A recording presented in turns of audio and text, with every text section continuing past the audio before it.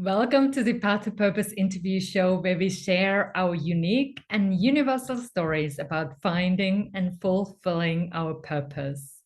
My name is Katja and I'm your host, story coach, and mentor for purpose-driven entrepreneurs.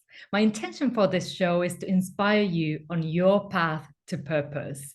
And today I have a pleasure to interview Steve Feld, who is a certified business coach, author, professional speaker, podcast host, award-winning business management executive, and coffee enthusiast. His goal is to stop business owners from suffering entrepreneurial depression and stop making running their business so difficult. He has owned and operated 7 businesses and turned around 3, written 8 books, and helped business owners and entrepreneurs to crack multiple 6 and 7 figures without burning themselves out. So let's find out more about his path, and I will also ask his best tips on business growth. So let's get started here. So first of all, welcome, Steve. I'm so excited that you are here. Oh, thank you for having me. And I'm curious, because you have a journey, as I just shared, but was there a special event that led you to this path? I wish I could say it was all rainbows, unicorns, and glitter, but it wasn't. Years ago, I took a position with a company who was just starting off, and I just knew who the owners were, who the players were. And they said, you can run a division or create a division for us, you and this other guy. So go do it. And I'm like, wow, this is right in my wheelhouse. I love this stuff because I really have never had a boss per se. Yeah. They've always done that. Like, here, you do this and just go. And I'm going to give you the tools, whatever you need. So we started building it up, and I started working on process improvement and change management. Next thing I know, I came out with a couple of systems that we tested out, and we were saving over $1 million in our first 9 months with it. And I'm like, wow. He's like, oh, this is pretty good. Well, I was traveling for a living, and all the venues started seeing what I was doing and saving money and streamlining everything. Like, hey, can you come and do that for us? So I started on my days off of not working. It was on the phone with a venue, helping them in their ticket operations, food and beverage, security, parking, whatever it was around the venue. And I'm like, okay, this is great. Believe it or not, I got tired of traveling around the world and said, I'm going to start a business. I've been doing it. I just didn't officially start a business. And when I did start my first business, it was writing business plans, marketing plans, operational plans for tech startups. And they were trying to get venture capital money at the time. So I had to start coaching my clients on how to speak business and not tech. Yeah. And everything was going great. And the tech bubble burst, and so did my business. And that was the start of my journey. And I did what any business owner would do: turn off lights, went in my bedroom, and curled up in a corner and cried. And 3 days later, I came out of it and started my second business, helping the companies that were still around, because now they're beaten up and pretty scarred, helping them. And I built my second company up, and that grew very rapidly. And I brought on staff, and I actually sold that one. So the second one was a good one. First one, yeah. First one was a learning journey. Oh my gosh, I learned so much. You know what, even after 7 businesses and running 3 years, I am continually learning. Yeah. And the way I look at it, it's like, it happened for a reason. It did. But I had to learn from that mistake. And it took me 3 days to learn that mistake, when I'm thinking I was so fortunate, whereas most business owners don't learn their mistake. They keep doing it over and over and over. Yeah. Yeah, and that's what leads into that, what you mentioned, the depression and burning out, because they just try to figure things out. Yeah. The woe is me. Everything's happening to me. And it's like, well, it's happening not to you, just you. Welcome to the world of business. You're not the first to encounter this problem, and you're not going to be the last. Yeah, and I love that you took that time also to grieve what happened, and then like there comes that moment when the energy shifts, and then you are like, I learned from this, and then can move on because Yeah.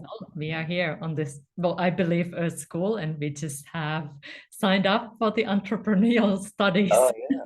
So, And there's no syllabus. And it's kind of like, we're gonna go. yeah, we are figuring it out. And one thing I'd love to hear from you, what is the best thing that you like about working with business owners? Why you chose business owners? I found my passion well years and years ago, and I kept denying my passion, which was working with owner operators. So the company before the one I have now, I only work with C-suite people, and I kind of solidified my head like, Steve, you've been a C-suite person, you know what they're like, but this is not where your passion lies. And it took me about 2 years to really like define it. And I went and sought help with coaches and mentors, and we defined my future. And it was everything kept coming back. This is my wheelhouse, and my passion is helping owner operators build a long-term sustainable business, because I'm sick and tired of watching the failure rate for small businesses well, I got the stats for North America, and they haven't been, nothing's changed since 1932. So my goal is, helping these small business owners they have that dream, that vision to build that business instead of going bankrupt, getting divorced, and losing everything. Yeah. So why do so many struggle when especially small business owners? Because what I heard from that sentence that it's tough out there. So why is it so tough for the small business owners in I your think it's a couple of reasons. Yeah. One is they don't know business. Mm, Kind of worked for someone in a division, and they were given a project. They killed the project. They were a hero. And they said, you know what? I can make a better widget than the company I'm working for making widgets. So I'm going to go do it myself. So they quit the job, open up a business, and then they start focusing on all the wrong things. A website, their logo, a business card, when they should be perfecting a better widget and how to market and sell it. So they're focusing on the wrong thing. And those are not the skills that they had, because then when they worked at the widget factory, they were on the floor making widgets. yeah. Now they don't know anything about marketing, sales, accounting, finance, operations, HR. They don't know any of this stuff. So it's like now it's a world of overwhelm. So now they think I have to do everything myself. And next thing you know, they're caught up in what I call that entrepreneurial startup cycle. They're trying to do all this stuff when they should only be focusing on marketing and sales. But they don't know any better, because that's what they read and they hear, and everyone's an overnight success, and they're not. Yeah. And I think that also there is the comparison game going on, because we hear about all the success stories and then we are like, what's wrong? Because this is not going.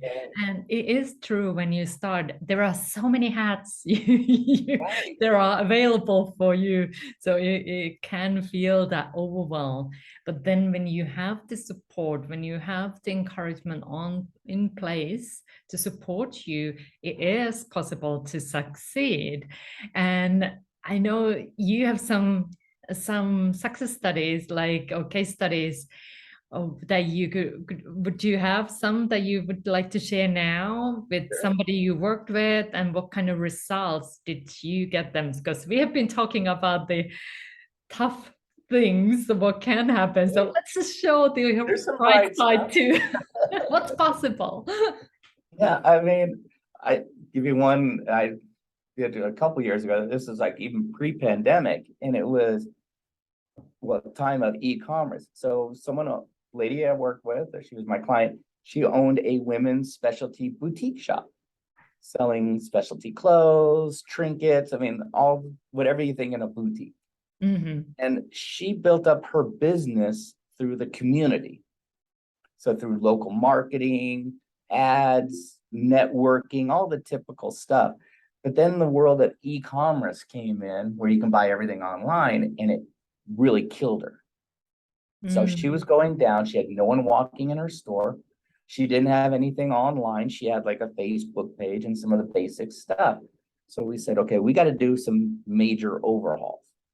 We started collecting clients' names and their emails to put them on a mailing list that she'd have a special. So we started grabbing that. We actually set up a mini e-commerce page for very economical, which we found something just basic. So she started selling online, but she started noticing everything. She'd always say, well, this is what we have online. And she'd have pictures of her store and what's new. So we always kept it fresh. It started bringing in the people again through her door. So we did something a little different is we went to her suppliers and said, what do you want to get rid of? And they're like, I think the first one was like, they had these little vials of perfume. And it was not bad in my opinion, being a guy. And they were just like, hey, can you take it off our hands for like $0.25 a unit? And she's like, sure. So she gets cases of this stuff. Everyone who bought something, no matter if it was online or in person, she put one of these in and they had handwritten notes. This is something special for you. And we made the notes different and everything else. People were getting these unexpected gifts. So they saw a value add. Next thing you know, more and more people are coming in her store because they were wondering what kind of gift that would come with it. And she would never say. And she would hide it. She would play games with it. I mean, she had a lot of fun with it. And it became a thing. So people started posting the pictures of what the gift was. And that week, and she started mixing it up. So she's getting this stuff for pennies on the dollar. We actually increased her prices. We put in systems in her business so she can streamline and grow. And we actually had to hire a new staff because they were all grumpy. So we had to teach them how to upsell and downsell and cross sell. And next thing you know, her business, her life was transformed within 6 months. Wow. And then, COVID hit and I go, you actually have all the systems in place to keep moving. So she started just shifting her local marketing to online marketing, and she was doing great. So it was her and one other person in their business with a closed store, fulfilling orders all the time. Nice. Nice. I love that. And I love how these little things can lead Little into thing. big things. Like, I mean, she was like, wait, so this doesn't, like, we did a lot of things. She's like, it doesn't cost me anything? I go, no. And she was like, wait a minute, how did we do this? And she grabbed these ideas and really ran with them and made them hers. And it was a wonderful transformation. I loved it. And it's like, yes. So thank you for sharing that. 'Cause it's just uplifting people. It's possible. It's just that thing when things start clicking, when you have the support, it is possible to share your gifts because your gifts were given to you for a reason. That's what I say. So it is just finding a way how you can start attracting those clients of yours, how you can start actually doing what you came here to do because you start getting those clients. And just mentioning, because you talked about softwares and on your website, you mentioned this software you use to find a business owner 100,000 or more. yes. So can you tell a little bit more about it? Yeah, I'd love this. It's some proprietary software use. So I actually get on Zoom just like we are right now with a business owner, and we run their business through 497 million algorithms. So all I do is ask some questions. We go a little deeper in some areas, and we look at 12 basic areas of your business. We have other modules that do deeper as well, but 12 different areas. And we just put in the results that you're telling me, and I let the software do its thing. In this way, we can find a business owner anywhere, it depends on their size, 50,000, over 100,000 of hidden annualized revenue. Now that's all good and everything. The software also helps, we can create an implementation schedule. So now we know which thing to go after first, second, third on a timeline. Not only that, it also shows us our return on investment and gives us some more tips. So now we can work with our client in a much deeper way. So just finding the money is one thing. Getting it and making it a reality that's the magic. Yeah, well, sure. I And love that part. I love seeing a business owner make, money that they've never had before, and they're happier and they're working less and they're less stressed. And finally they're starting to Yeah. lead their business and not be managed by it. And yes, you definitely are doing your magic. And besides contacting you, which I, of course, recommend people to do, what is one thing that people can do now? What is the first step that they could take to grow their business? Yeah, I hear this all the time, and I've been, so I have to say, a product of this, and was ask for help. There's plenty of people out there that are more than willing to help and give you the right advice, not sell you something. So asking for help in your cliques, your circles, get in networking events, whatever, and getting some of that outside advice will really help. But the next thing is, like I would say, come up with a plan of action and take action, because action is the results. Having the plan is great and everything. Taking the action is where the rubber meets the road. So take action on your plans. Don't keep waiting to wait. Now's not the right time. It's not perfect. Don't just launch it. Go for it. Yeah, because I believe also you gain more clarity when you start doing, because we can Right. keep planning, especially if you happen to have perfectionism. So you can Right. keep planning forever, but that does not bring you the clients. You need to take action too. You'll learn along the way and make the adjustments, and that's fine. But you got to launch it to find these things out. Yeah. And you definitely have given us a lot to think about today. And I know you have put together a special gift for my community to take on what we have been talking here today and go deeper with you. So, can you share a little bit more about that? Yes, I have a nice ebook, nice and simple, but it's 8 simple strategies to help you grow your business without spending more on marketing or advertising, because I'm a big believer in guerrilla marketing. And just go ahead and download it, and you can actually implement those strategies in your business right away. And you don't need technology, and you don't need to overthink it. It's A to Z, really simple techniques. Nice. And you'll have probably the URL and all the notes. Yes, you will find it there. So click that and take Steve on that offer, like get his support, because as he mentioned, ask help. And getting that book can be that first step. It counts. We count that as taking a step forward. You Yeah, do take action. implement it. Just Yeah, implement one strategy and test it out in your business and see how it changes your business. That's it. that's it. That's a start. And now, as we start wrapping up here, do you have a special message that you would like to share with the audience? Yeah, the one thing I always tell small business owners, entrepreneurs is, definitely get the help you need. It could be an advisor, a mentor, could be a coach, but someone who's not like in your business. You don't have to give them a piece of your business to get that advice. And they're not after your money, but they're out actually looking out for your interests. So having that person in your corner, I swear it's going to help you. And when those dark days come and you have no one to talk to, guess what? You have someone in your corner that's not going to judge you. They're not going to put you down.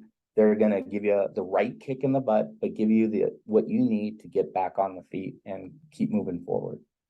Yes. Awesome. Yes, let's keep moving forward. So, thank you so much, Steve, for your time and all the work that you do in the world. Well, thank you for having me. I know what you do and I love it. And I always cherish what you send out. Thank you. And thank you for watching the Path to Purpose interview show. And if you like this interview, hit the thumbs up button and also share this with your friends who might need it. And I'm sending you loads of light and loads of love. Stay well and stay tuned for the next episode. And subscribe to this channel too if you haven't done so yet. Bye for now.